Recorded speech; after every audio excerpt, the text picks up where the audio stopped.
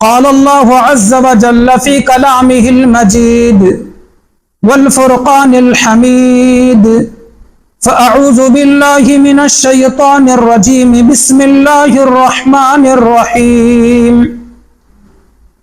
وقال الله عز وجل لقد كان لكم في رسول الله أسوة حسنة وكما ورد في الحديث الصحيح قال النبي صلى الله تعالى عليه وسلم أنا دعوة أبي إبراهيم وبشارة عيسى لقومه ورؤيا أمي التي رأت. وقال عليه الصلاة والسلام من أحب سنتي فقد أحبني ومن أحبني كان معي في الجنة او كما قال النبي صلى الله تعالى عليه وعلى آله واصحابه وبارك سلم تسلیما كثيرا كثيرا. قابل احترام پردہ نشین خواتین اور دینی بہنوں، یہ ماہ مبارک جس کو ربیع الاول کا مہینہ کہا جاتا ہے، اس مہینے کو یہ سعادت حاصل ہے کہ اس مہینے میں پیغمبر اسلام حضرت محمد مصطفیٰ صلی اللہ علیہ وسلم کی ولادت یعنی پیدائش ہوئی ہے. آج کی مجلس میں اور آج کے اس جلسے اور اجتماع میں ہمارے پیغمبر صلی اللہ علیہ وسلم ہی کی سیرت طیبہ اور آپ کے اخلاق، آپ کی کردار اور آپ کی پاکیزہ تعلیمات کو بیان کیا جائے گا.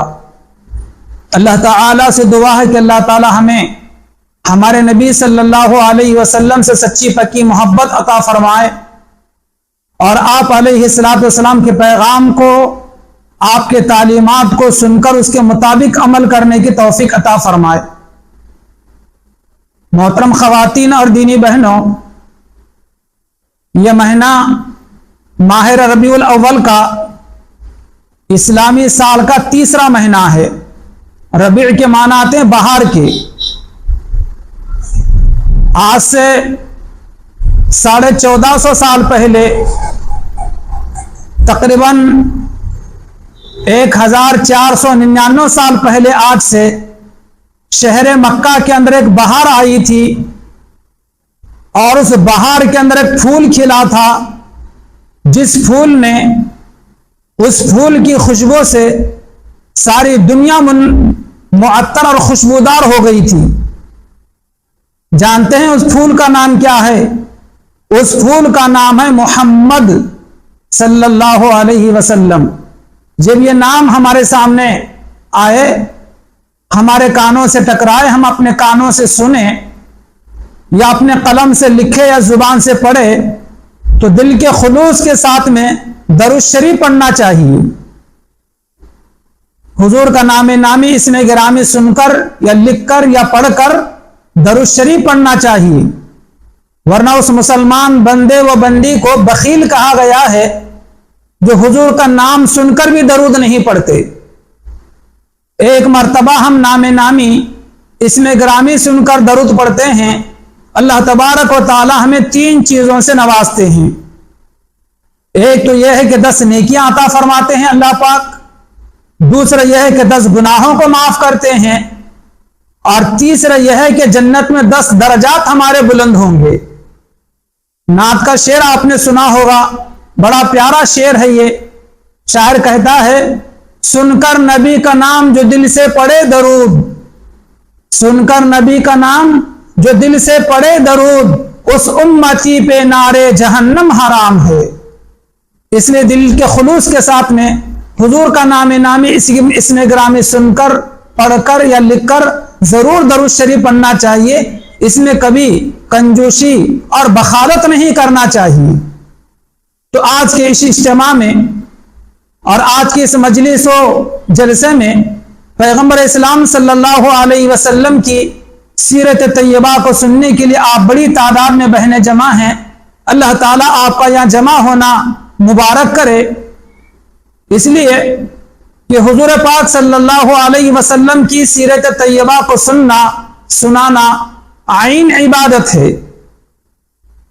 बोलने वाले की जुबान के लिए भी सबसे बड़ी सआदतमंदी की बात है कि हुजूर का तज़किरा अपनी जुबान से करे, और सुनने वालों के कानों के लिए बड़ी खुशनसीबी की बात है कि अपने कानों से जिक्र नबी सुने, सीरत तैयबा सुने। देखिए,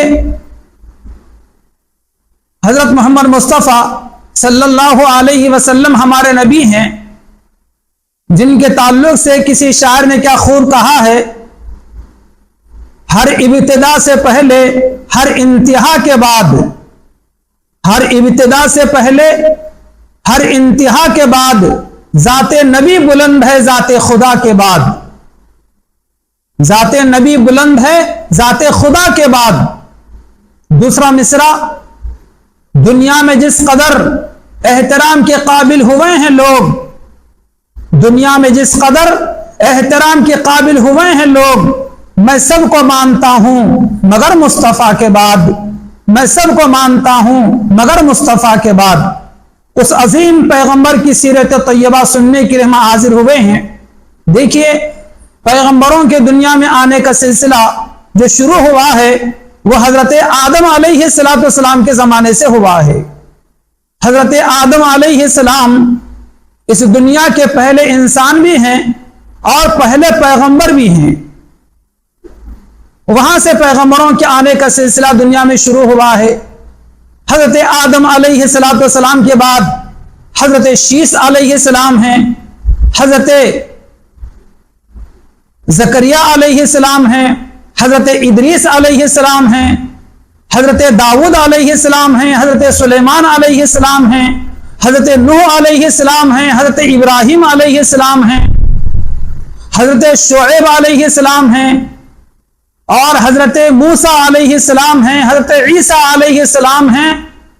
गोया ये सारे के सारे पैगंबर दुनिया में इंसानों को सीधा रास्ता बताने के लिए आए हैं, अल्लाह का पैगाम सुनाने के लिए आए हैं, जन्नत का रास्ता बताने के लिए आए हैं, जहन्नम के रास्ते से लोगों को बचाने के लिए पैगंबर आए हैं। पूरी दुनिया के अंदर जो पैगंबर आए हैं उनकी तादाद 1,24,000 है। कुरान मजीद में जो पैगंबरों के नाम हैं वो सिर्फ 24 या 25 नाम कुरान में आए हैं। बाकी सारे पैगंबरों के नाम वो अहादीस मुबारका और तफसीर के अंदर मौजूद हैं। बहरहाल, अंबिया अलैहिस्सलाम का जो सिलसिला शुरू हुआ है हजरत आदम अलैहिस्सलाम से हजरत ईसा अलैहिस्सलाम तक। जब ईसा अलैहिस्सलाम दुनिया में तशरीफ लाए और जब अल्लाह ताला ने हजरत ईसा अलैहिस्सलाम को जिंदा आसमानों में उठा लिया उनके कौम की ज़्यादती की वजह से, जुल्म की वजह से, तो हजरत ईसा अलैहिस्सलाम के आसमान पर उठा लिए जाने के तकरीबन 570 साल तक पूरी दुनिया के अंदर कोई भी पैगंबर नहीं था। पूरी दुनिया के अंदर कहीं भी कोई पैगंबर नहीं था। जब कोई पैगंबर दुनिया में नहीं था, कोई नबी व रसूल दुनिया के अंदर नहीं थे, तो दुनिया के अंदर बहुत बुराइयां आम हो गई। चोरी, डकैती, जिनाकारी, शराबखोरी, जुल्म और ज्यादती, लूट मार, बुत परस्ती, शिर्क, हमा किस्म की बुराइयां दुनिया के अंदर आम हो गई। और हर किसी को इंतजार था कि ऐसे आलम के अंदर चारों तरफ तारीकी ही तारीकी है और बुराइयां ही बुराइयां हैं। हर किसी को इंतजार था कि कोई ना कोई मुस्लिह आए जो सारे आलम की इस्लाह करे, कोई रहबर आए जो सारे दुनिया के बिगड़े हुए इंसानों की रहबरी करे, कोई ना कोई इनको अल्लाह अल्लाह के रसूल की बात बतलाने वाला आए। लेकिन बज़ाहिर मायूसी नजर आती थी। बेवा औरतों को इंतजार था कि कोई ना कोई हमारा हक दिलाने वाला आए। उस जमाने के अंदर لڑکیوں کو زندہ دفن کر دیا جاتا تھا، باپ اپنے لیے آر محسوس کرتا تھا، شرم محسوس کرتا تھا کہ میرا کوئی داماد ہو، اس لیے بیٹی پیدا ہونے کے بعد اس کو اپنے ہاتھوں سے گڑھا کھود کر، قبر کھود کر اپنے ہاتھوں سے دفن کر کے آیا کرتا تھا۔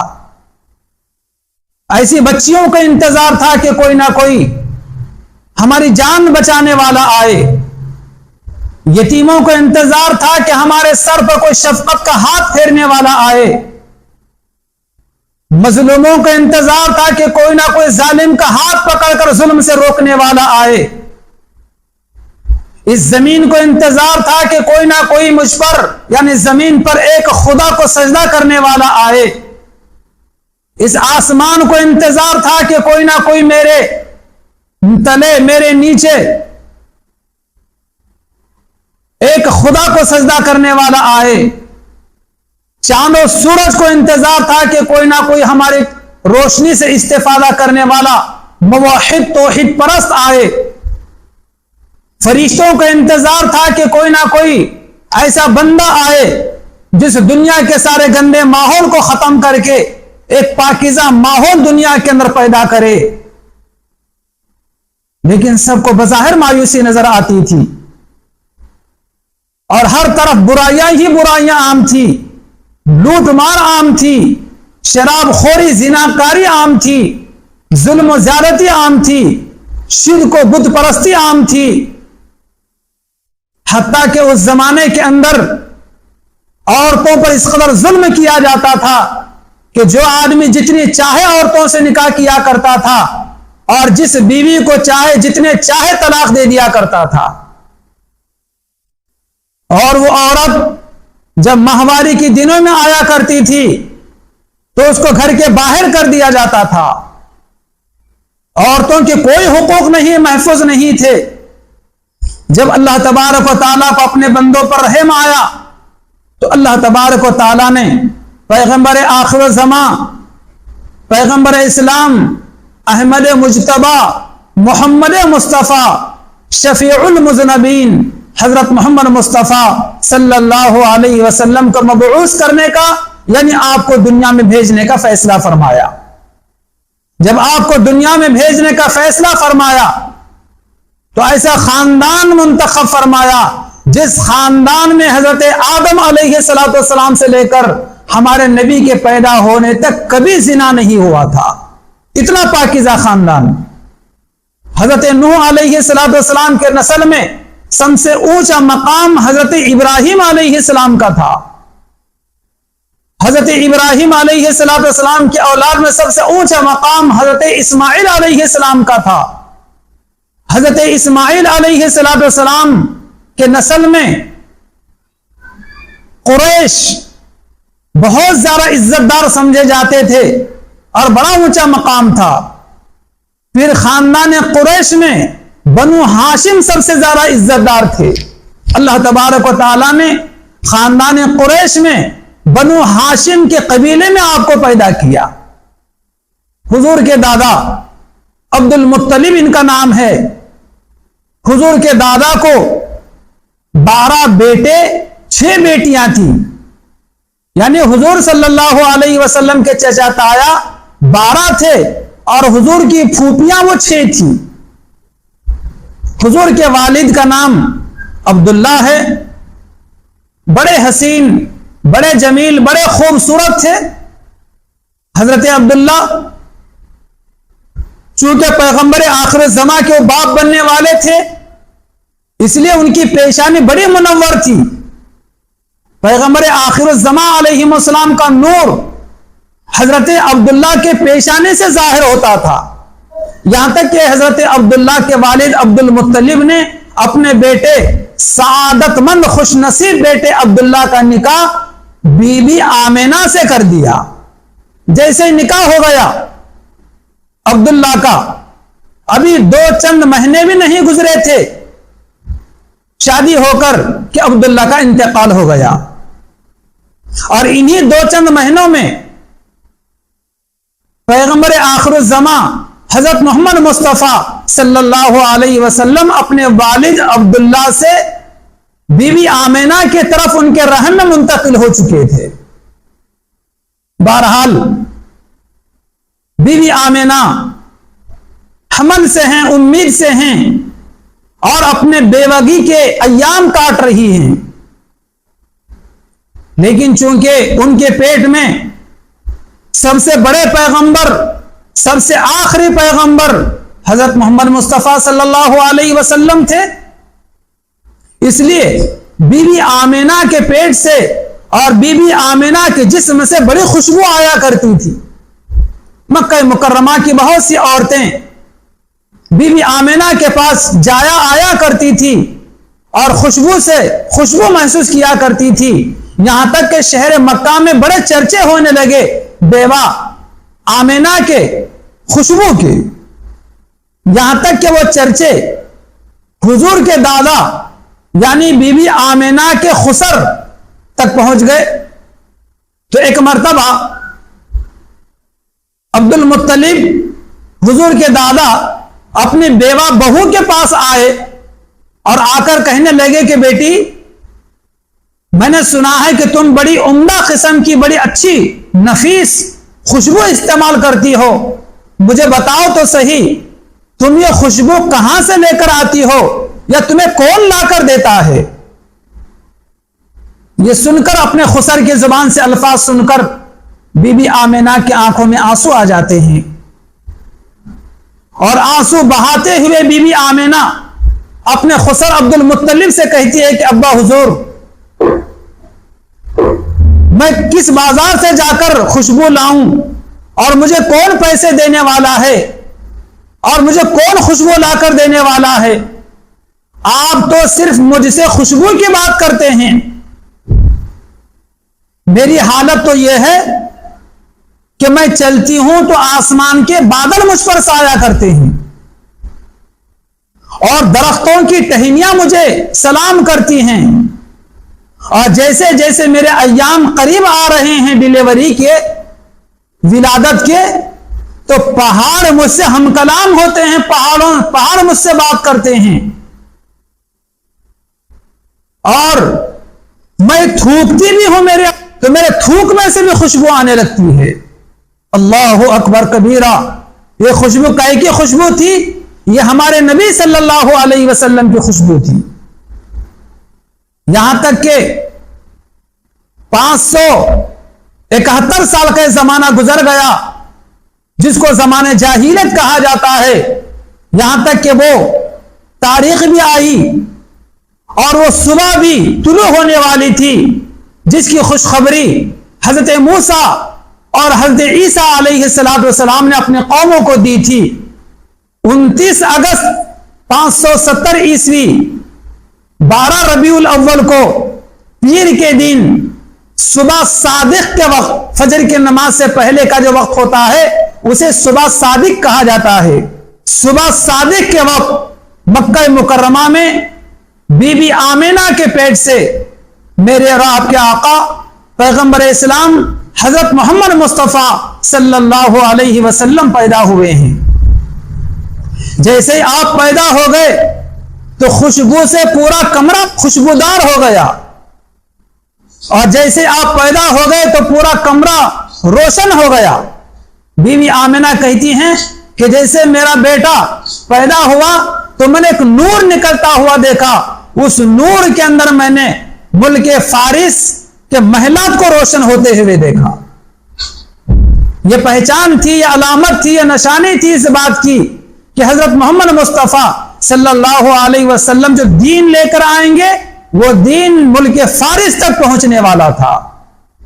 जब हमारे नबी अलैहिस्सलाम पैदा हुए और आपके दादा अब्दुल मुत्तलिब को खुशखबरी सुनाई गई तो दादा घर में आते हैं और आने के बाद अपने यतीम पोते का नाम मोहम्मद रखते हैं।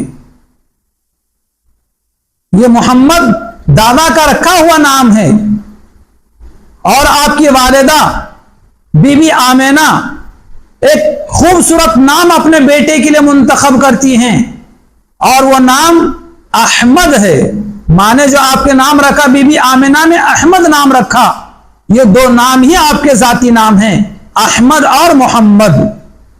بہت ہی زیادہ قابل احترام دینی بہنوں اور پردہ نشین خواتین، محمد کے معنی آتے ہیں جس کی تعریف کی گئی پوری دنیا کے اندر سب سے زیادہ تعریف اگر اللہ کے بعد کسی کی جاتی ہے تو وہ حضور صلی اللہ علیہ وسلم کی جاتی ہے۔ اور احمد کے معنی آتے ہیں اللہ کی تعریف کرنے والا۔ پورے مخلوق میں اور پورے اللہ کے بندوں میں سب سے زیادہ اللہ کی تعریف کرنے والے اگر کوئی ہیں تو وہ حضور صلی اللہ علیہ وسلم ہیں۔ اسی احمد و محمد کی مناسبت سے حضور پاک علیہ السلام کی امت کا جو نام ہوگا قیامت کی دن حمادین ہوگا، یعنی اللہ کے بہت زیادہ حمد و ثنا کرنے والے۔ اسی وجہ سے قرآن مجید میں ایک سورت نازل ہوئی ہے۔ قرآن میں 114 سورے ہیں، ان 114 سوروں میں ایک سورت ہے سورہ محمد۔ یہ لفظ محمد، اس میں محمد پورے قرآن میں 4 مرتبہ آیا ہے اور احمد پورے قرآن میں 1 مرتبہ آیا ہے۔ ہمارے نبی علیہ السلام پیدا ہو گئے، چند دن اپنی ماں کے پاس رہے اور اس کے بعد عرب کے رواج کے مطابق آپ علیہ السلام کو دودھ پلانے کے لیے، پرورش کے لیے ایک قریب کی بستی میں بھی آپ کو بھیج دیا گیا۔ اس زمانے میں عربوں میں، شہروں میں مائیں بہت کم اپنے بچوں کو دودھ پلایا کرتی تھی، چنانچہ کچھ دن تک بی بی آمینہ نے دودھ پلایا، اس کے بعد کچھ دنوں تک صوبیہ نامی ایک باندی نے حضور کو دودھ پلایا، اس کے بعد پھر 4 سال کے لیے حضرت حلیمہ سعدیہ رضی اللہ عنہا کے پاس آپ علیہ السلام کو دودھ پلانے کے لیے اور پرورش کے لیے وہاں پر بھیج دیا گیا۔ 2 سال تک آپ علیہ السلام نے حضرت حلیمہ سعدیہ کا دودھ پیا ہے۔ اس اعتبار سے حضور کی گویا کی 3 مائیں ہیں، ایک حقیقی ماں اور 2 رضائی ماں۔ حقیقی ماں بی بی آمینہ اور رضائی ماں صوبیہ اور حضرت حلیمہ سعدیہ۔ 4 سال کے بعد حلیمہ سعدیہ حضور کو لے کر مکہ آتی ہیں اور بی بی آمینہ کے حوالے کر دیتی ہیں، اور حضور کو 4 سال تک اپنے پاس رکھنے کے صلے میں بہت زیادہ حضور کے دادا حلیمہ سعدیہ کو انعام و اکرام سے نوازتے ہیں۔ جیسے ہی پھر حضور کی عمر مبارکہ 6 سال ہو جاتی ہے تو حضور کے امی جان بی بی آمینہ کا بھی انتقال ہو جاتا ہے۔ حضور کے پیدا ہونے سے پہلے آپ کے ابو کا انتقال ہو گیا عبداللہ کا، اور حضور کی عمر جب 6 سال کی ہو گئی تو حضور کی امی کا بھی انتقال ہو گیا۔ پھر آپ اپنے دادا کے پاس رہنے لگے، دادا کی پرورش میں رہنے لگے۔ جیسے حضور کی عمر مبارکہ 8 سال کی ہوئی تو دادا کا بھی انتقال ہو گیا۔ دیکھیے کیسے حالات سے آپ علیہ السلام کو گزارا گیا ہے۔ 8 سال کے بعد پھر آپ اپنے چچا کے پاس رہنے لگے، چچا کا نام ابو طالب ہے، چچا کے پاس رہنے لگے، اور چچا کے پاس رہنے کے بعد آپ چچا پر بوجھ نہیں بنے، بلکہ آپ علیہ السلام لوگوں کی بکریاں چرایا کرتے تھے، لوگوں کی روز مزدوری کیا کرتے تھے، اور آپ تجارت اور بزنس کیا کرتے تھے، اور پیسے لا کر اپنے چچا کا ہاتھ بٹایا کرتے تھے اور چچا کو لا کر پیسے دیا کرتے تھے۔ اسی زمانے کے اندر مکہ مکرمہ کی ایک بڑی مالدار خاتون، بڑی پاک دامن خاتون حضرت خدیجہ الکبریٰ رضی اللہ تعالیٰ عنہ کو معلوم ہوا کہ مکہ مکرمہ میں ایک نوجوان ہے جن کا نام محمد ہے، بڑے امانت دار ہیں، بڑے سچی باتیں کرنے والے وہ ہیں، اور بڑی اچھی تجارت کرنے والے وہ ہیں۔ تو حضرت خدیجہ الکبریٰ رضی اللہ تعالی عنہا نے ہمارے نبی علیہ السلام کو اپنے گھر بلایا، اور بلانے کے بعد یہ کہا کہ میں نے سنا ہے آپ کے بارے میں کہ بڑے امانت دار ہیں اور بڑے صادق والامین آپ ہیں اور بڑی اچھی تجارت آپ کرتے ہیں، یہ میرا مال ہے، یہ میرا سامان ہے، آپ اس کو ملک شام لے جائیں اور وہاں کی منڈی میں، وہاں کے بازار میں دکان لگا کر تجارت کریں، جو کچھ نفع ہوگا میں اس میں سے آدھا آپ کو دیتی ہوں اور آدھا مجھے لا کر میں لے لوں گی۔ حضور تیار ہو گئے، اور خدیجہ الکبریٰ رضی اللہ تعالیٰ عنہ نے یہ بھی کہا کہ یہ میرا غلام آپ کے ساتھ میں رہے گا جس کا نام میسرہ ہے، یہ تمہاری خدمت کرے گا، سفر میں تمہارا ساتھی رہے گا اور سامان کی حفاظت بھی کرے گا۔ چنانچہ حضور صلی اللہ علیہ وسلم بی بی خدیجہ الکبریٰ رضی اللہ تعالیٰ عنہ کا تجارتی سامان لے کر ملک شام گئے، اور وہاں جا کر وہاں کے بازار میں دکان لگائی اور آپ علیہ السلام نے تجارت کی، اور پھر واپس آنے کے بعد سارا جو کچھ سرمایہ تھا، روپیہ پیسہ تھا، نفع بچا تھا، بی بی خدیجہ کے حوالے کیا۔ خدیجہ نے بہت سارا نفع حضور کو دے دیا اور حضور اپنے گھر تشریف لے گئے۔ پھر خدیجہ الکبریٰ رضی اللہ تعالی عنہ نے اپنے غلام میسرہ کو بلایا، اور بلانے کے بعد میسرہ سے کہا کہ میسرہ بتاؤ کیسے رہا سفر، اور تم نے محمد کو کیسے پایا؟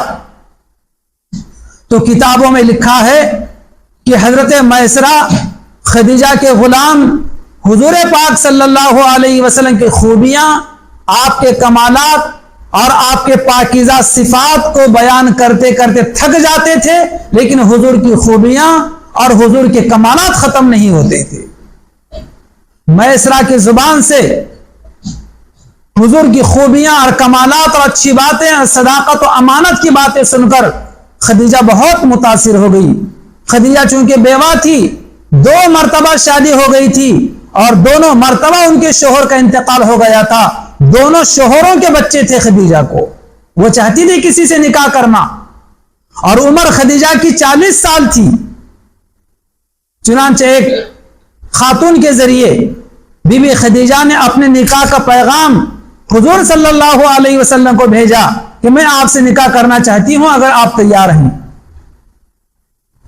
حضور صلی اللہ علیہ وسلم نے فوراً نکاح کے پیغام کو قبول نہیں کیا، بلکہ درمیان میں جو عورت تھی اس سے کہا کہ میرے چچا میرے بڑے سرپرست ہیں، میں اپنے چچا سے مشورہ کر کے میں آپ کو بتلاؤں گا۔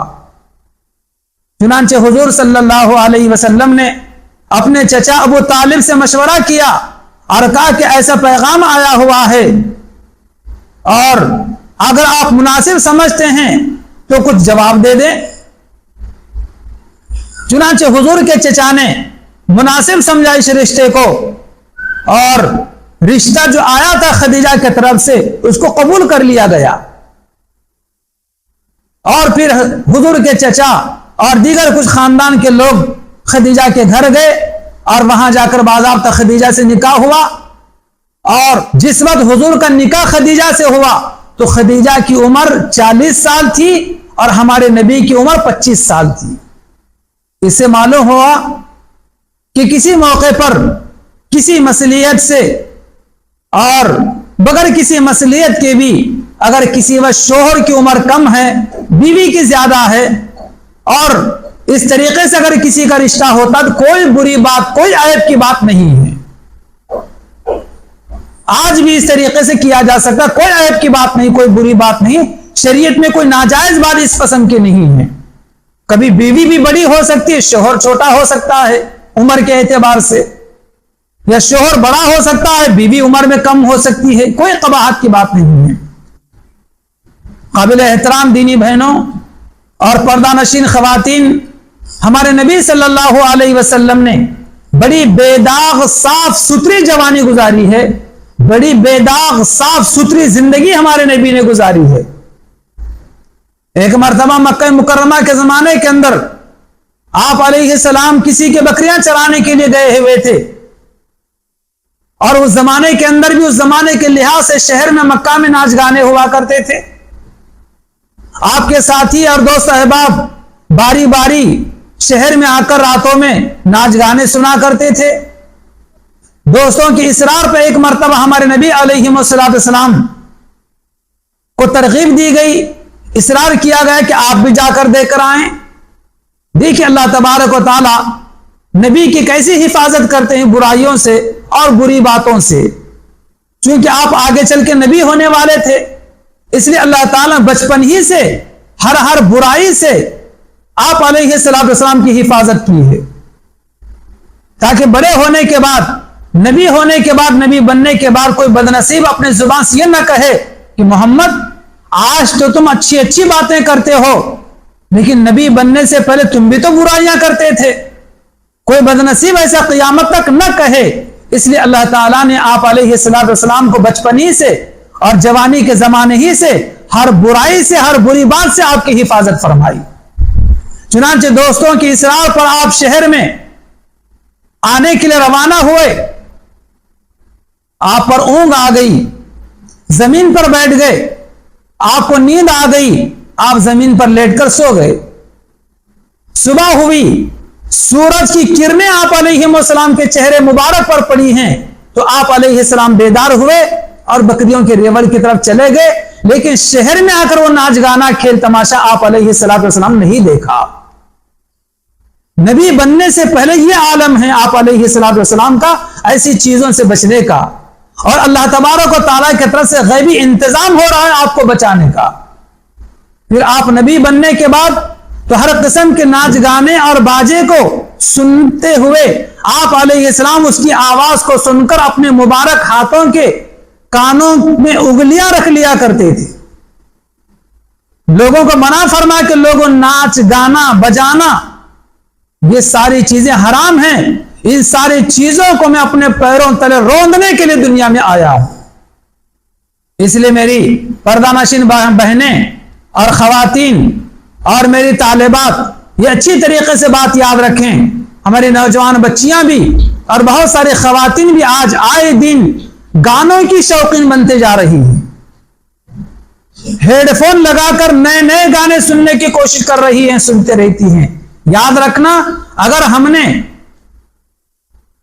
اللہ کی اس نعمت کو، جو کان ہماری نعمت، ان لوگوں سے پوچھے جن کو سنائی نہیں دیتا، کتنے پریشان رہتے ہیں، ایک بولا جائے تو دوسرا سنتے ہیں، اور کتنی تکلیف اور پریشانی ہوتی ہے بولنے والوں کو بھی اور سننے والوں کو بھی۔ اللہ کی کتنی بڑی نعمت ہے یہ کان، اور ان کانوں کا اگر ہم غلط استعمال کرتے ہیں تو کل قیامت کے دن اللہ کو کیا جواب دیں گے؟ اس لیے اپنے کانوں کی حفاظت کی جائے، ان کانوں سے کوئی غلط چیز نہ سنی جائے، ان کانوں سے گانا نہ سنا جائے۔ جس کسی مجلس میں ڈھول بج رہا ہو، باجا بج رہا ہو، تو فوراً اس مجلس سے ہمیں چاہیے کہ نکل جانا چاہیے۔ جو بہنیں اس طریقے سے گانوں کی مجلسیں میں حاضر ہوں گی اور اپنے کانوں سے گانا سنیں گی، تو قیامت کے دن ان کے کانوں کے اندر شیشہ پگھلا کر ڈالا جائے گا، کانچ پگھلا کر ڈالی جائے گی۔ کیا ہمارے نبی صلی اللہ علیہ وسلم کی یہ سیرت طیبہ، سیرت مبارکہ ساری دنیا کے انسانوں کو اور ساری دنیا کی عورتوں کو اور ہمیں بھی یہ پیغام دیتی ہے کہ محمد مصطفیٰ صلی اللہ علیہ وسلم کی امتی ہونے کے اعتبار سے ہمیں ہرگز اس بات کی اجازت نہیں ہے کہ ہم اپنے کانوں کا غلط استعمال کریں اور کانوں سے کوئی غلط بات ہم سنیں۔ بہرحال ہمارے نبی صلی اللہ علیہ وسلم کی عمر مبارکہ جب 40 سال ہوئی تو 40 سال عمر ہونے کے بعد ہمارے نبی صلی اللہ علیہ وسلم کو اللہ تبارک و تعالیٰ نے نبی بنایا ہے 40 سال کی عمر ہونے پر۔ تو یہ دو چیزیں یاد رکھیں، ہماری بہت سارے بہنوں کو یہ بھی یاد نہیں رہتا کہ آپ کہاں پیدا ہوئے، کب پیدا ہوئے، آپ کو کہاں نبی بنایا گیا، کب نبی بنایا گیا۔ ہمارے نبی صلی اللہ علیہ وسلم کو جو پیدا کیا گیا، آپ پیدا ہوئے مکہ مکرمہ میں پیدا ہوئے، ربیع الاول کے مہینے کی 12 تاریخ تھی، پیر کا دن تھا۔ پیر کے دن کی بڑی خصوصیات ہیں، کتابوں میں یہ بات لکھی ہوئی حدیث کہ پیر کے دن کی بڑی خصوصیت آپ علیہ السلام کے ساتھ میں ہے کہ حضور کی پیدائش بھی پیر کے دن ہوئی اور حضور کو نبی بھی پیر ہی کے دن بنایا گیا۔ حجر اسود کو جو نصب کیا گیا دیوار میں تو پیر ہی کا دن تھا، آپ کو نبی بنایا گیا تو پیر ہی کا دن تھا، آپ نے ہجرت کی تو پیر ہی کا دن تھا، اور آپ کی وفات ہوئی، آپ کا انتقال ہوا تو پیر ہی کا دن تھا۔ اسی وجہ سے پیر کے دن کی بڑی اہمیت ہے۔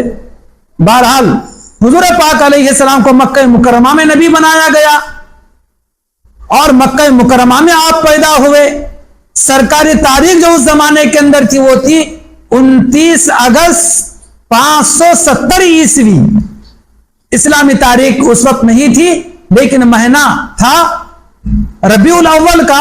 12 تاریخ تھی ربیع الاول کی، اگرچہ کہ دوسرے تاریخیں بھی لکھی گئی ہیں لیکن عوام کے اندر یہی 12 ربیع الاول کی تاریخ مشہور و معروف ہے. مکہ مکرمہ میں آپ نبی بننے کے بعد توحید کا پیغام لوگوں کو سنانا شروع کیا اور سب سے پہلے اس کا کام حضور نے اپنے گھر سے شروع کیا.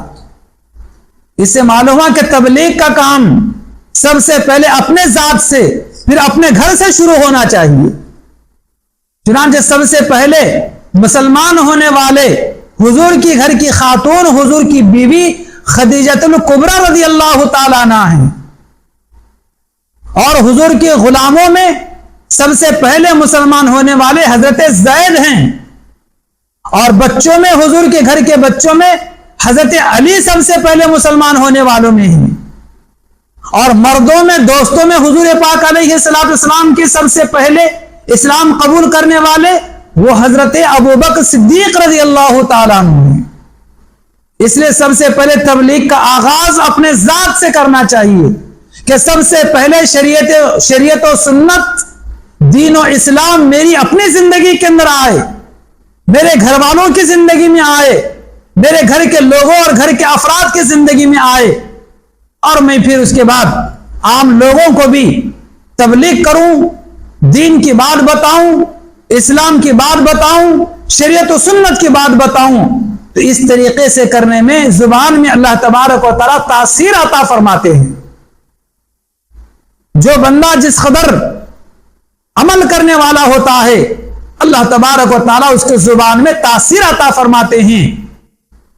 بہرحال یہ توحید اور رسالت کا پیغام پیش کرنے کی وجہ سے طرح طرح کی آپ علیہ السلام کے راستے میں رکاوٹیں آئی، آپ کو برا بھلا کہا گیا، آپ کے راستوں میں کانٹے بچھائے گئے، آپ پر کوڑا کرکٹ ڈالا گیا، آپ کو جادوگر کہا گیا، نہ جانے کیسے کیسے القاب سے آپ کو پکارا گیا.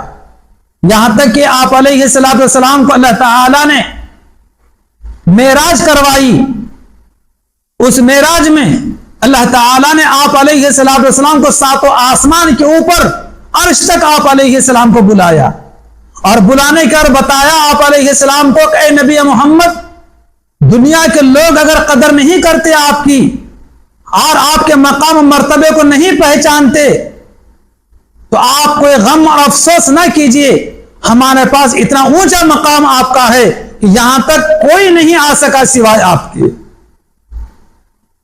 پھر آپ علیہ السلام پر اپنی امت کے لیے اللہ تبارک و تعالیٰ نے 50 وقت کی نمازیں فرض کی، پھر کم ہوتی ہوتی 5 رکھی گئی، اور حکم یہ دے دیا گیا کہ لوگوں تم 5 وقت کی نماز پڑھو، ہم 50 وقت کی نمازوں کا تمہیں ثواب عطا کریں گے.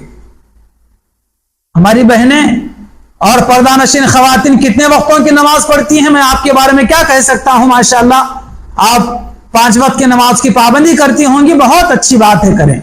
لیکن امت کا بہت بڑا طبقہ ہے، کیا مردوں کا کیا عورتوں کا، مہینوں ہفتوں کوئی نماز نہیں پڑھتے. خدا کو کیا وہ بتائیں گے. یہ حدیث مبارکہ حضور پاک علیہ السلام کی سن لیجئے اور اپنے دامن میں باندھ کر اس حدیث کو گھر میں لے جائیے. نبی کریم صلی اللہ علیہ وسلم فرماتے ہیں کہ جو عورت 4 چیزوں پر عمل کر لے اس عورت کو قیامت کے دن اجازت دے دی جائے گی کہ جنت کی 8 دروازوں میں سے جس دروازے سے چاہے جنت میں داخل ہو جائے.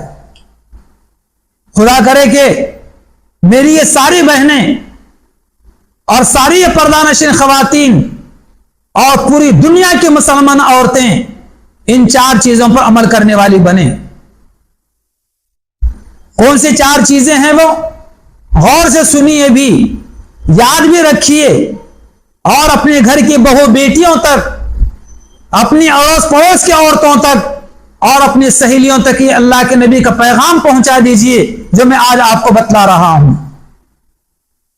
فرمان نبوی ہے اذا صلت المرأة خمسها وصامت شهرها وحفظت فرجها واطاعت زوجها، یہ 4 چیزیں کہ جو عورت 5 وقت کی نماز پڑھ لے اور رمضان کا روزہ رکھ لے، اپنے شرمگاہ کی حفاظت کر لے اور اپنے شوہر کی اطاعت کر لے، ایسی عورتوں کو، ایسی عورت کو قیامت کے دن اللہ تبارک و تعالی اجازت دیں گے کہ جنت کے 8 دروازے کھلے ہوئے ہیں، جس دروازے سے چاہے جنت میں داخل ہو جائے۔ آج ضرورت اس بات کی ہے کہ نمازوں کا اہتمام کیا جائے۔ آج بہنیں اور خواتین اور بچیاں بڑی غفلت کرتی ہیں نمازوں کے پڑھنے میں۔ اسی طریقے سے رمضان المبارک کا مہینہ آ جائے تو معمولی بہانوں سے رمضان کا روزہ چھوڑ دیتی ہیں۔ جب مبارک مہینہ آ جائے رمضان کا تو اہتمام کے ساتھ روزہ رکھنا چاہیے۔ اور اپنی شرمگاہ کی حفاظت کے تعلق سے نبی کریم صلی اللہ علیہ وسلم فرماتے ہیں کہ لوگوں، تم مجھے 2 چیزوں کی ضمانت دے دو، میں محمد تم کو جنت کی ضمانت دیتا ہوں۔ حضور فرماتے ہیں کہ تم مجھے 2 چیزوں کی ضمانت دے دو، میں تم کو جنت کی ضمانت دیتا ہوں۔ کیا مرد کیا عورتیں دونوں کے لیے؟ کون سی 2 چیزیں ہیں؟ حضور علیہ السلام فرماتے ہیں کہ ایک چیز 2 جبڑوں کے درمیان ہے اور دوسری چیز 2 رانوں کے درمیان ہے۔ 2 جبڑوں کے درمیان ہماری زبان ہے کہ اس زبان کی حفاظت کی جائے، اس زبان کا غلط استعمال نہ کیا جائے، زبان سے کسی کی برائی نہ کی جائے، زبان سے کسی کو گالی نہ دی جائے، اس زبان سے کسی کی غیبت اور چغلی نہ کی جائے،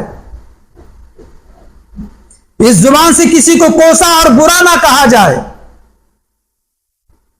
اور شرمگاہ یعنی اپنے شرمگاہ کو سوا اپنے شوہر کے کہیں استعمال کا موقع نہ دیا جائے۔ آج بڑی بے حیائی اور عریانیت اور بے حیائی عام ہوتی چلی جا رہی ہے، اور آج جگہ جگہ سودی رقم جو تقسیم کی جا رہی گٹھ کے نام کے اوپر، یہاں یہی بے حیائی کا بڑا عام رواج ہوتا چلا جا رہا ہے۔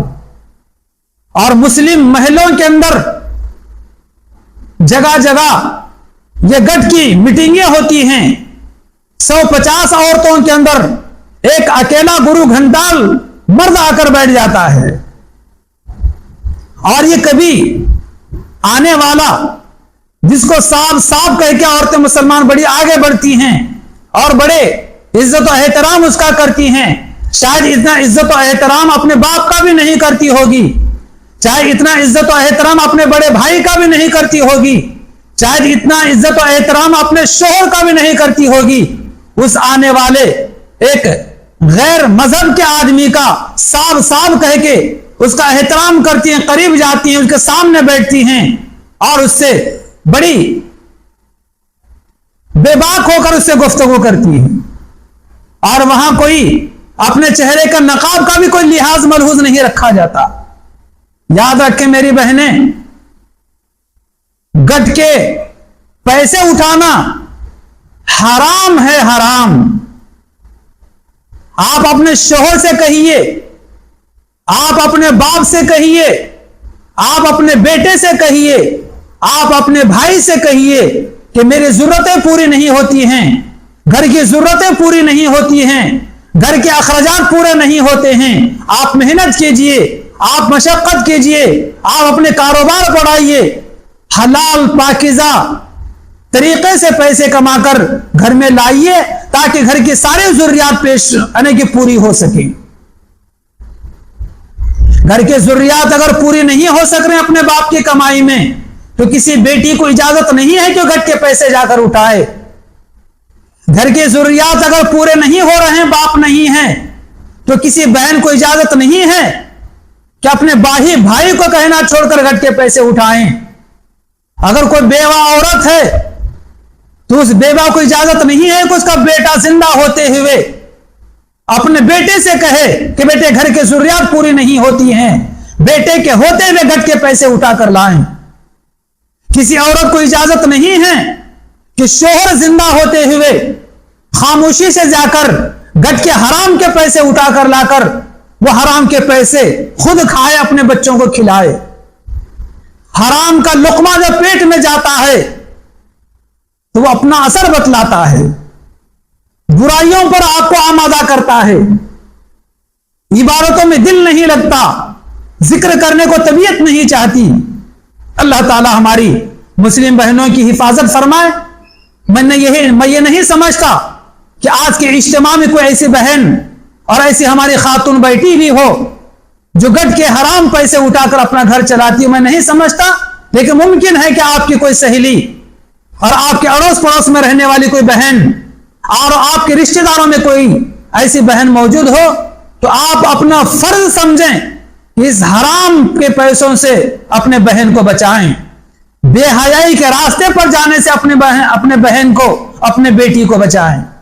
بہرحال میں حضور پاک علیہ السلام کی سیرت طیبہ کو بیان کر رہا تھا، اور حضور کی سیرت طیبہ کو بیان کرتے یہ چند باتیں درمیان میں آ گئی ہیں۔ نبی کریم صلی اللہ علیہ وسلم کو مکہ میں نبی بنایا گیا، اور مکہ کے لوگ آپ کے پیغام میں، آپ کے دعوت و تبلیغ کے راستے میں بڑی رکاوٹ ڈالا کرتے تھے، یہاں تک کہ آپ علیہ السلام اپنے شہر کے لوگوں سے تنگ آ کر، مجبور آ کر، اللہ کے حکم سے، اللہ کی اجازت سے مدینہ منورہ کا پھر آپ علیہ السلام نے مدینہ منورہ کی ہجرت کی ہے۔ آپ علیہ السلام نے 53 سال تک آپ علیہ السلام نے مکہ مکرمہ میں زندگی گزاری، نبوت سے پہلے کے 40 سال اور نبی بننے کے بعد کے 13 سال۔ حضور پاک علیہ السلام کی عمر مبارکہ 53 سال کی ہوئی تو آپ علیہ السلام پھر یہاں سے ہجرت کر کے مدینہ منورہ تشریف لے گئے ہیں۔ پھر وہاں جا کر آپ علیہ السلام نے مدینہ منورہ کو مرکز بنایا، اور وہاں سے پھر آپ علیہ السلام نے اپنے دین کا پیغام، اسلام کا پیغام، قرآن و حدیث کا پیغام، شریعت و سنت کا پیغام دنیا کے اندر عام کروایا ہے۔ نبی کریم صلی اللہ علیہ وسلم مدینہ منورہ جانے کے بعد، ہجرت کرنے کے بعد ایک مرتبہ آپ علیہ السلام نے ایک عورتوں کے اجتماع سے خطاب کیا، اور خطاب کرنے کے بعد آپ علیہ السلام نے فرمایا کہ میں نے معراج کے واقعے میں جنت اور جہنم کو بھی دیکھا ہے، تو میں نے دیکھا کہ جہنم میں بڑی کثیر تعداد میں عورتیں ہیں۔ عورتیں بڑی پریشان ہو گئی اور کہنے لگی کہ یا رسول اللہ صلی اللہ علیہ وسلم، کیا بات ہے، کیا وجہ ہے کہ آپ نے جہنم میں سب سے زیادہ عورتوں کو دیکھا ہے؟ تو حضور صلی اللہ علیہ وسلم فرمایا کہ ہاں، میں نے بہت کثرت کے ساتھ، بہت زیادہ مقدار میں جہنم میں عورتوں کو دیکھا ہے۔ عورتوں نے پوچھا کہ یا رسول اللہ کیا وجہ ہے؟ تو آپ علیہ السلام فرمایا کہ 2 باتیں ہیں جن 2 وجوہات کی بنا پر میں نے سب سے زیادہ عورتوں کو جہنم میں جلتے ہوئے دیکھا ہے۔ عورتیں متوجہ ہو کر سننے لگی تو آپ علیہ السلام فرمایا کہ 2 وجوہات میں سے ایک وجہ تو یہ ہے کہ عورتیں بڑی اپنے زبان سے لان تان کرتی ہیں اور اپنے شوہر کی ناشکری کرتی ہیں۔ ان 2 چیزوں کی وجہ سے میں نے جہنم میں سب سے زیادہ عورتوں کو جلتے ہوئے دیکھا ہے۔ ماشاءاللہ یہاں پر ہماری بڑی تعداد میں اجتماع میں بہنیں ہیں، دیندار ہیں، لیکن اگر ہم میں سے کسی بہن میں، ہم میں سے کسی خاتون میں اگر یہ 2 برائیاں ہوں تو ان 2 برائیوں کو اپنے سے دور کرنے کی ضرورت ہے۔ کبھی ہم کسی پر لان تان نہ کرے، ہمارے مزاج کے خلاف کوئی بات ہو جاتی ہے فوراً لان تان شروع کر دیتی ہے، اس پر خدا کی لعنت ہو، وہ مر جائے، وہ کھب جائے، وہ جل جائے، وہ ڈوب جائے، اس کا ستیہ ناش ہو جائے، نہ جانے کیسے کیسے الفاظ ہماری بہنیں زبان سے نکالتی ہیں، اور کیا اپنے بچوں کو، کیا اپنے شوہر کو، کیا اپنے بھائیوں کو، کیا اپنے پڑوسیوں کو، کیا سسرال کے لوگوں کو، اور کیا دیگر لوگوں کو نہ جانے کیسی کیسی بد دعائیں دے دیتی ہیں۔ میری پردہ نشین خواتین اور بہنوں، اپنی زبان کو قابو میں رکھا کریں۔ یہ الفاظ بولنے سے، بد دعائیں دینے سے اور لعن طعن کرنے سے آپ کو خوشگوار زندگی تو ملنے والی نہیں ہے۔ کیوں اپنی آخرت خراب کرتی ہیں؟ کیوں اپنا ٹھکانہ آخرت میں جہنم بناتی ہو؟ اس لیے اپنی زبان کا صحیح استعمال کرنا سیکھیں۔ ہمارے اس مدرسے کے اندر تمام بچیوں کو، اور خاص طور پر مومنہ کورس کے اندر بچیوں کو، اپنے جہاں پر 15 کتابوں کے علاوہ اپنے زبان کا صحیح استعمال بھی سکھایا جاتا ہے۔ میکے میں رہتے ہوئے کیسی زندگی گزاری جائے اور سسرال جانے کے بعد کیسی زندگی گزاری جائے اور زبان کو کیسے قابو میں رکھا جائے، یہ بتلایا جاتا ہے۔ ایک 2-3 دن کے بعد مومنہ کورس کی ہمارے 18 سے 20 بچیوں کا ایک دینی مظاہرہ بھی ہے۔ ان کی تقاریر کا بڑا دلچسپ پروگرام بھی رکھا گیا ہے۔ اس پروگرام میں ایک ہمارے بچی کی جو تقریر ہے، بیان ہے، وہ زبان کی حفاظت کے عنوان سے بھی ہے۔ 20 بچیوں کی 20 عنوانات کے الگ الگ تقاریر ہیں۔ وہ چونکہ بعض بچیوں کا تقاریر یاد نہیں ہوئی ابھی صحیح طریقے سے، اس لیے تاریخ متعین نہیں کی گئی۔ آپ پیر کے دن اپنے پڑھنے والے بچیوں سے وہ تاریخ معلوم کر لے سکتی ہیں، اور اگر آپ مناسب سمجھتی ہیں تو ہمارے مومنہ کورس کی بچیوں کو پروگرام سننے کے لیے آپ مدرسے میں آ سکتی ہیں۔ بہرحال زبان کی حفاظت ضروری ہے۔ نبی کریم صلی اللہ علیہ وسلم فرمایا کہ 2 خامیاں ہیں، 2 برائیاں عورتوں کے اندر ہیں، جس کی وجہ سے میں نے بڑی تعداد کے اندر عورتوں کو جلتے ہوئے جہنم میں دیکھا ہے۔ ایک اپنی زبان کا غلط استعمال۔ بہت ادب سے، بہت احترام سے، بہت عزت کے ساتھ میں اپنے بہنوں سے بات کہتا ہوں کہ اپنے زبان کا غلط استعمال نہ کریں، اپنے زبان کا صحیح استعمال کریں۔ خواہ مخواہ کسی کو برا بھلا نہ کہیں، کسی کو لعن طعن نہ کریں، کسی کو اپنے زبان سے کوسے نہیں۔ کوئی آپ کا بھلا نہیں ہونے والا ہے کوسنے سے، کوئی آپ کی زندگی میں 4 چاند لگنے والے نہیں ہیں کسی کو لعن طعن کرنے سے۔ ہاں، کوسنے سے، لعن طعن کرنے سے ٹھکانہ آپ کا جہنم ہو سکتا ہے، لیکن آپ کا کچھ بھلا نہیں ہو سکتا۔ اس لیے اپنے زبان کی حفاظت کرنا سیکھیں۔ اپنے گھر کی بہو بیٹیوں کی زبان کی حفاظت کا سلیقہ انہیں بتلائیں، طریقہ انہیں بتلائیں۔ اچھی اپنے بچوں کی تعلیم و تربیت کریں کہ وہ بچیاں ہماری سسرال جا کر بھی اپنے زبان کا صحیح استعمال کریں۔ اور دوسری چیز، دوسری خامی عورتوں کی، اپنے شوہر کی ناشکری کرنا۔ لاکھ بیوی کے خواہش کے مطابق شوہر اس کی ضروریات پوری کرتا ہے، ہر چیز مہیا کرتا ہے، ہر چیز گھر میں لا کر دیتا ہے، من پسند کپڑے لاتا ہے، ساری ضرورتیں پوری ہوتی۔ کبھی کسی موقع پر ہمارے مزاج کے خلاف ہمارے شوہر کی بات ہو گئی، اب دیکھ لے تیور، کبھی تم سے میں نے سکون نہیں پایا، کبھی میری خواہش تم نے پوری نہیں کی، کبھی زندگی میں پسند کے کپڑے میں نے نہ جانے کیسی کیسی باتیں کر کے سارے کیے کرائے پر پانی پھیر دیتی ہے۔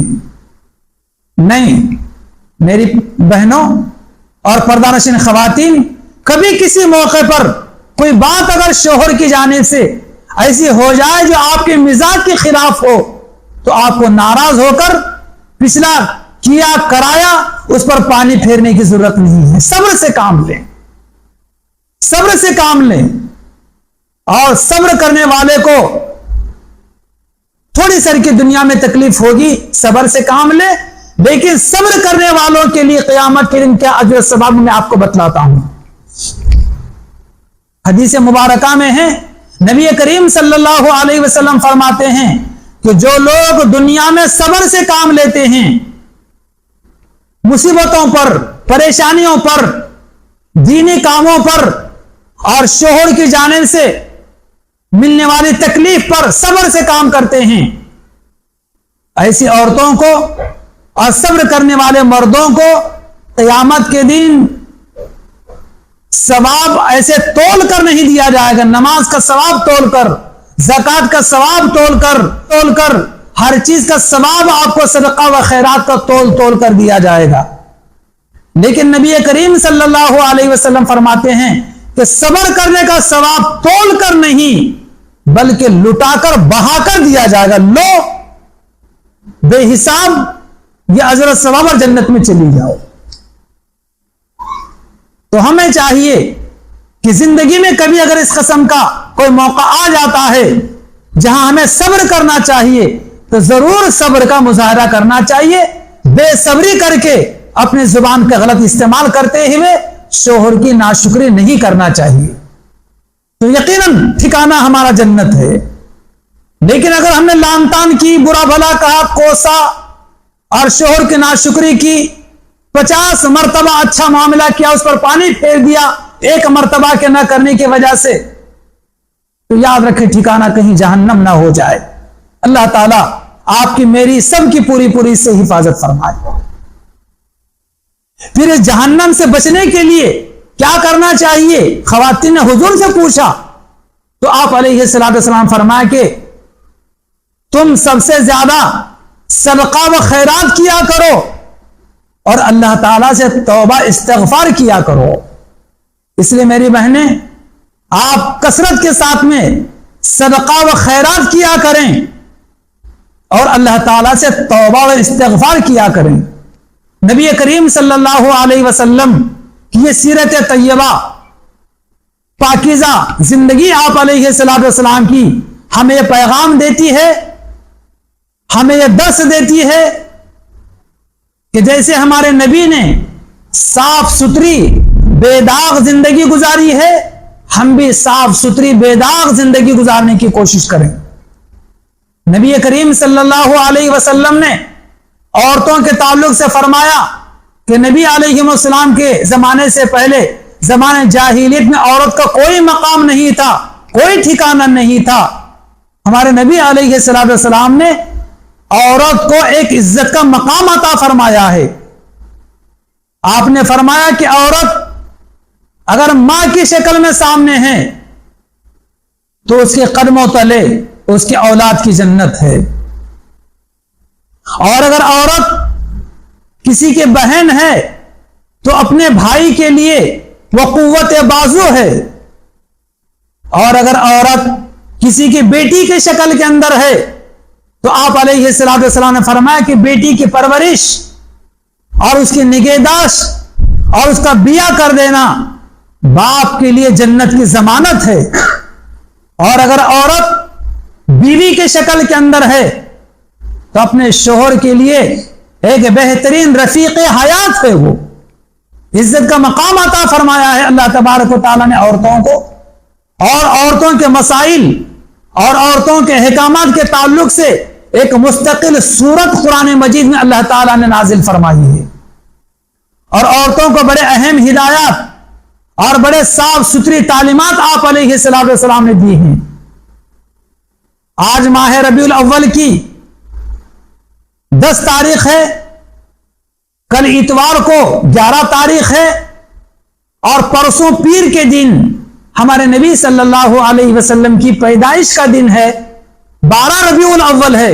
حسن اتفاق دیکھیے کہ ہمارے نبی صلی اللہ علیہ وسلم کی پیدائش پیر کے دن ہوئی تھی۔ اس سال 2024 میں اسلامی اعتبار سے 1446 ہجری میں حضور پاک علیہ الصلوۃ والسلام کی پیدائش کا دن بھی پیر ہی کا دن آ رہا ہے۔ ہمیں پیر کے دن، حضور کے پیدائش کے دن کیا کرنا چاہیے؟ اگر ممکن ہو تو روزہ رکھیں، کثرت کے ساتھ تلاوت کریں، اللہ تعالیٰ کے بارگاہ میں دعا کریں، اور کسی نہ کسی حضور پاک علیہ السلام کی سیرت کے عنوان کی کوئی کتاب مطالعہ کریں، حضور کی سیرت سنانے کا معمول جاری رکھیں، اور پیر کے دن 12 ربیع الاول کو بیٹھ کر سوچیں کہ کتنی حضور پاک علیہ السلام کی سنتیں ہیں جن پر میں آسانی سے عمل کر سکتی ہوں، اب تک میں نے نہیں کیا ہے، تو یہ پکا ارادہ کریں کہ انشاءاللہ آج کے بعد سے میں حضور کی فلاں فلاں سنت پر عمل کرنے کا ارادہ رکھتی ہوں۔ اللہ سے توفیق مانگے، اس لیے کہ حدیث مبارکہ میں ہے، نبی کریم صلی اللہ علیہ وسلم فرماتے ہیں، من احب سنتی فقد احبنی، جس نے میری سنتوں سے محبت کی۔ سنتوں سے محبت کا مطلب یہ ہے کہ حضور کی سنتوں پر عمل کیا، تو حضور فرماتے ہیں اس نے مجھ سے محبت کی، یعنی حضور کی سنتوں سے محبت کا نتیجہ اور ثمرہ حضور کے ذات سے محبت۔ اور حضور فرماتے ہیں کہ جس نے میری سنتوں سے محبت کی، یعنی میری سنتوں پر عمل کیا، تو اس نے مجھ سے یعنی محمد سے محبت کی۔ اور حضور فرماتے ہیں کہ جو محمد سے محبت کرے گا وہ محمد کے ساتھ جنت میں داخل ہوگا۔ من احب سنتی فقد احبنی ومن احبنی کان معی فی الجنہ، وہ میرے ساتھ جنت میں داخل ہوگا۔ اتنی بڑی تعداد کے اندر ہماری بہنیں یہاں پر بیٹھی ہوئی ہیں، آپ نیت کریں کہ کون سی سنتیں ہیں اور کتنی سنتیں ایسی ہیں جن پر آج تک ہم نے عمل نہیں کیا ہے اور عمل کر سکتی ہیں، وہ آج نیت کر لیں کہ انشاءاللہ ہم نیت کریں گے اور ان سنتوں پر عمل کریں گے۔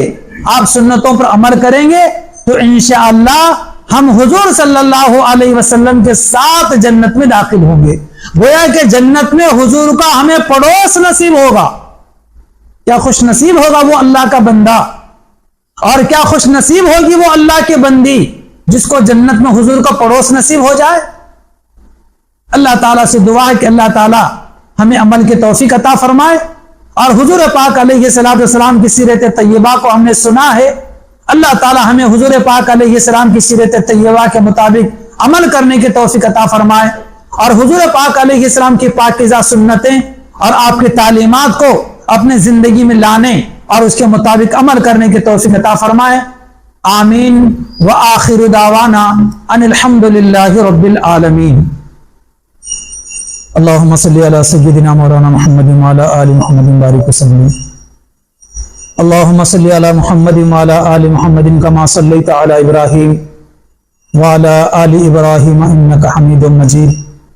اللہم بارک علی محمد وعلی آل محمد کما بارکت علی ابراہیم وعلی آل ابراہیم انک حمید مجید۔ ربنا آتنا فی الدنیا حسنۃ وفی الآخرۃ حسنۃ وقنا عذاب النار وادخلنا الجنۃ مع الابرار۔ یا عزیز یا غفار یا رب العالمین یا ارحم الراحمین یا ذو الجلال والاکرام یا حی یا قیوم یا حی یا قیوم برحمتک نستغیث اصلح لنا شأننا کلہ ولا تکلنا الی انفسنا طرفۃ عین۔ لا الہ الا اللہ الحلیم الکریم، سبحان اللہ رب العرش العظیم، الحمد للہ رب العالمین، نسألک موجبات رحمتک وعزائم مغفرتک والغنیمۃ من کل بر والسلامۃ من کل اسم، لا تدع لنا ذنبا الا غفرتہ ولا ہما الا فرجتہ ولا دینا الا قضیتہ ولا مرضا الا شفیتہ ولا حاجة من حوائج الدنیا والآخرہ الا قضیتہا یا ارحم الراحمین۔ یا ارحم الراحمین، یا اللہ ہمارے گناہوں کو معاف فرما، یا اللہ ہمارے خطاؤں کو درگزر فرما، یا اللہ ہمارے سیئات کو حسنات سے مبدل فرما۔ یا اللہ آج کے اجتماع میں اور جلسے میں جتنی کثیر تعداد میں ہماری بہنیں بیٹھ کر دین کی باتیں اور حضور پاک علیہ السلام کی پاکیزہ سیرت کو سنا ہے، یا اللہ ہمارے اس مل بیٹھنے کو قبول فرما۔ جو باتیں یہاں پر سنائی گئی ہیں اس کے مطابق عمل کرنے کی توفیق عطا فرما۔ یا اللہ آسمانی بلاؤں سے زمینی فتنوں سے ہماری حفاظت فرما۔ یا اللہ شریعت و سنت کے مطابق ہمیں زندگی گزارنے کی توفیق عطا فرما۔ یا اللہ ہمارے ملک میں امن و امان قائم فرما۔ یا اللہ ہمارے ملک میں عدل و انصاف قائم فرما، یا اللہ ہمارے ملک میں محبت و بھائی چارگی عام فرما، یا ہمارے ملک میں یا اللہ ہمارے ملک میں مسلمانان ہند کے جان و مال کی عزت و آبرو کی حفاظت فرما۔ یا اللہ جتنی کثیر تعداد میں یہاں پر بہنیں بیٹھی ہوئی ہیں، ان میں جو بیمار ہیں ان کو صحت عافیت عطا فرما، تندرستی عطا فرما۔ صاحب اولاد ہیں یہ بہنیں تو ان کی اولاد کو نیک و صالح بنا، نیک و صالح بنا، اور ان کے بچوں اور بچیوں کو یا اللہ ہماری بہنوں کے لیے آنکھوں کی ٹھنڈک بنا، یا اللہ ماں باپ کا مطیع و فرما بردار بنا، پردے کا لحاظ کرنے کی توفیق عطا فرما۔ یا اللہ ہمارے بچوں کو دیندار بنا، برائیوں کے راستوں سے ہمارے بہنوں کی بھی، بچیوں کی بھی، بچوں کی بھی حفاظت فرما، سیدھے راستے کو صراط مستقیم پر گامزن رہنے کی توفیق عطا فرما۔ موبائل کا غلط استعمال کرنے سے ہمارے بہنوں کی، ہمارے بھائیوں کی حفاظت فرما۔ یا جن بہنوں نے، جن بھائیوں نے دعاؤں کے لیے کہا ہے، لکھا ہے، متوقع ہیں، سب کی جائز مرادوں کو پورا فرما، سب بہنوں کے گھروں میں برکتیں عطا فرما۔ صاحب اولاد ہوں تو ان کی اولاد کو نیک بنا، بے اولاد ہماری بہنیں ہوں تو ان کو نیک و صالح اولاد عطا فرما۔ یا اللہ ہماری ان بہنوں میں سے جن کے گھروں میں شادی کی عمر کے جوان بچے و بچیاں ہوں تو یا رب ذوالجلال ان کے بچوں اور بچیوں کے لیے مقدر کا نیک و صالح جوڑا مرمت فرما۔ شادی بیاہ کے موقع پر شریعت و سنت کو ملحوظ رکھ کر سادگی کے ساتھ شادیاں کرنے کی توفیق عطا فرما۔ شادی بیاہ کے موقع پر فضول خرچی اور اسراف سے حفاظت فرما۔ یا اللہ ہم تمام کو، ہم اور خاص طور پر یہاں پر جمع ہونے والی ہماری بہنوں کو، ان کے نیک تمناؤں کو پورا فرما، ان کی جائز مرادیں پوری فرما۔ یا اللہ ہم سب کے لیے جنت کا راستہ آسان فرما، جہنم کے راستے سے ہماری حفاظت فرما، نمازوں کی پابندی کرنے کی توفیق عطا فرما، قرآن کے تلاوت کا ذوق اور شوق ہمیں عطا فرما۔ یا اللہ ہم تمام کو شریعت مصطفیٰ پر عمل کرنے کی توفیق عطا فرما۔ اس مدرسے کو دین دوگنی رات چوگنی ترقی عطا فرما۔ اس مدرسے میں جو کچھ دین کی خدمت کی جا رہی ہے، جو بھائی، جو بہن، جو علماء، حفاظ اور عالمات اور مومنہ بچیاں یہاں پر پڑھا رہی ہیں، خواتین پڑھا رہی ہیں، ان سب کے پڑھانے کو قبول فرما، ان کے نجات کا ذریعہ بنا۔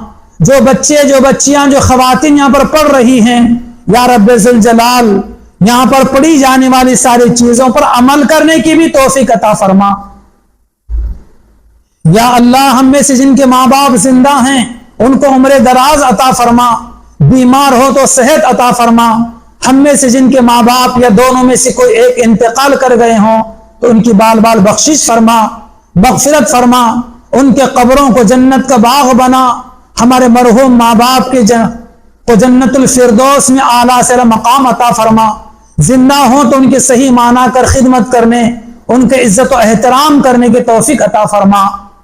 یا رب ذوالجلال، یا رب ذوالجلال جن بھائیوں بہنوں نے دعاؤں کے لیے کہا ہے، لکھا ہے، ہم سے متوقع ہیں، سب کی جائز مرادوں کو پورا فرما۔